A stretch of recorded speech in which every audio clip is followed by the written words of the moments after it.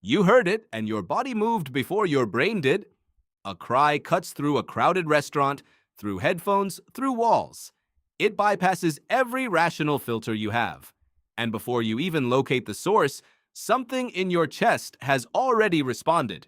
You didn't choose that. You didn't think your way into it.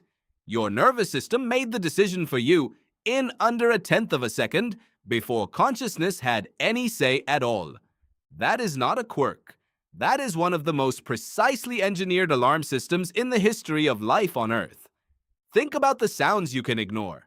Traffic, music, people talking nearby. Your brain filters those out effortlessly, lets them blur into background noise so you can focus on what matters.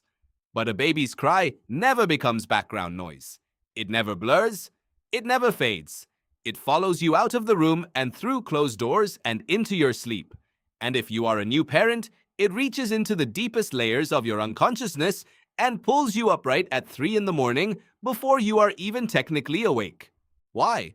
Why does this one specific sound get a direct line into your nervous system when almost everything else does not? The answer lives somewhere between 200,000 years of human evolution and the architecture of your inner ear. Start with the sound itself.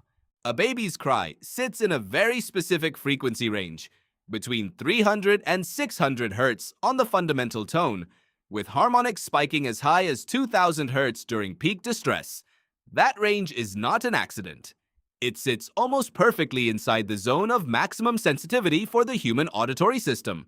Your ears are physically built to hear this frequency range more clearly than almost any other. The anatomy of your outer ear, your eardrum, your ossicles, the 3 tiny bones that amplify vibration in your middle ear, are all calibrated to capture this range with extraordinary precision. Researcher James Newman at the Ohio State University Medical Center spent years studying infant vocalizations and found something remarkable. The frequencies in a baby's cry do not just enter your ear efficiently. They trigger a cascade of neural responses unlike almost any other sound in the human environment. The cry doesn't just register in your auditory cortex the way music or speech does. It activates your amygdala, the alarm center of the brain, almost simultaneously, before conscious perception has even assembled the full picture of what you're hearing. In other words, a baby's cry does not ask your brain for permission to disturb you. It goes straight to the part of you that responds to threats, to fire, to the sound of something falling. It is classified as an emergency by your nervous system before your mind can decide whether or not to agree. But why would your brain route a baby's cry through the threat detection system? Because for most of human history, an unattended infant was a catastrophe in progress. Imagine your environment 100,000 years ago. No walls, no doors, no safe rooms. Your group sleeps in the open or in shallow shelters. You are surrounded by predators that hunt at night. Fire helps, but it does not eliminate the risk. And an infant, helpless and immobile, unable to run, unable to fight, unable to do anything except cry, is a liability your group cannot afford to ignore. An infant left crying too long dies. Full stop. Not eventually, not probably. In the ancestral environment, a crying infant that went unanswered was facing starvation, exposure, or predation. The window between need and death was not hours. It was sometimes minutes. Your ancestors who felt the pull of a baby's cry survived. Their children survived. The ones who could filter it out, who rolled over and went back to sleep, who felt nothing when the sound reached them, lost children at catastrophic rates. Over tens of thousands of generations, the capacity to respond was selected for with ruthless consistency. What you feel when you hear a baby cry is not sentiment. It is the inherited survival mechanism of every ancestor in your lineage who made it far enough to reproduce. And here is the part that makes researchers genuinely uncomfortable. It is not just parents who feel this. It is almost everyone. In a landmark study, neuroscientist Morten Kringelbach and his team at the University of Oxford used functional MRI to measure brain activity in adults who had never had children while they listened to various sounds, including infant cries. The results showed that the orbital frontal cortex, a region of the brain strongly associated with reward processing and motivation, activated within a fraction of a second of hearing the cry. Not in parents, not in caregivers, in everyone tested. Your brain does not require lived experience with infants to respond to this sound. The response is baked in at a level deeper than personal history, deeper than culture, deeper than whether you even like children. This is what evolutionary biologists call an obligate response. It is not optional. You do not activate it. It activates you. But not all cries hit you the same way. And that variation is also by design. Research from the University of Toronto by psychologist Nick Holbrook identified that infant cries are not a single signal. They are a graded communication system. A hunger cry has a different acoustic signature than a pain cry. A pain cry has a different signature than a fear cry. The fundamental pitch, the pattern of vocalization, the sharpness of onset, the duration of pauses between bursts, all of these vary in ways that convey specific information to a listener's nervous system. A pain cry has a steeper rise time. It hits higher in frequency faster. It lacks the rhythmic pulsing of a hunger cry. It lands differently in your body because it is meant to. Your nervous system can distinguish between these cries at a level below conscious thought, and it calibrates your sense of urgency accordingly. Parents become even more attuned to this over time.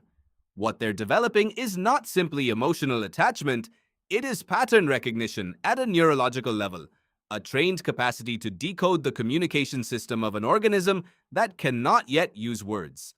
The cry is a language. Your brain already knows how to read it before anyone teaches you.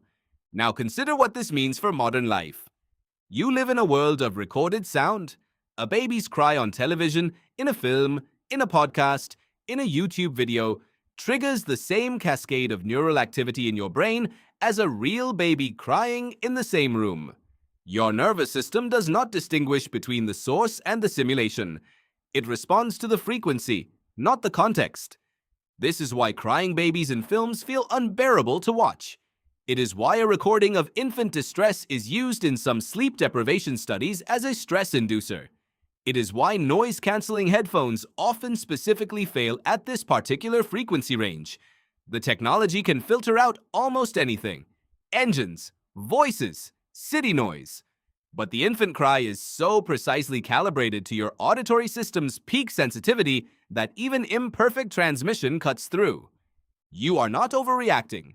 Your brain is doing exactly what it was built to do, in an environment it was never built for.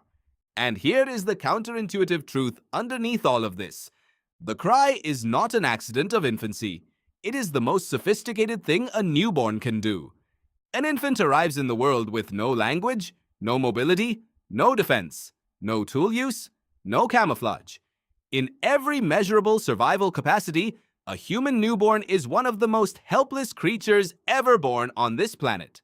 Compared to the offspring of almost any other species, a human baby is staggeringly underprepared for independent existence, and yet it survives because it has exactly one evolutionary superpower, and that superpower is the ability to produce a sound that hijacks the most fundamental threat response pathways in the nearest adult's brain. The cry is not weakness communicating need. The cry is power. It is command.